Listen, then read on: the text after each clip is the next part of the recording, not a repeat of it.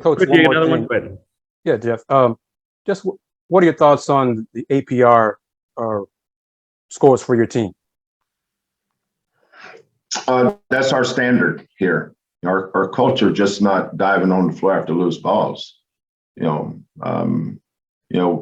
When we recruit these kids from these parents, we look at these fathers and mothers right in the eye, and a lot of our kids want to play in the NBA, and our goal is to help them reach their goals. I want to develop them and get them as close as we can to that. And a lot of our kids, more and more kids are getting drafted. Had Marcus stayed in the draft this year, he would have been drafted for sure. I don't, obviously he wasn't going to get drafted where he thought he might or would have liked to. But there's a reason why Marcus came back. But that's just part of it. The other part of it is the academic component. Quentin Grimes, his last semester, after his last he finished the semester out academically, and I have a sheet from my academic advisor how many credits everybody needs to graduate. That's what I look for. I used to be so concerned about grade point average. Then I said, you know what, grade point average ain't my deal anymore.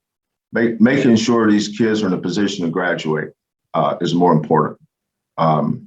So the APR portion, I think, reflects Angel, who does a phenomenal job with us. She spends a lot of time over here. She meets with our kids individually. Our kids have tutors.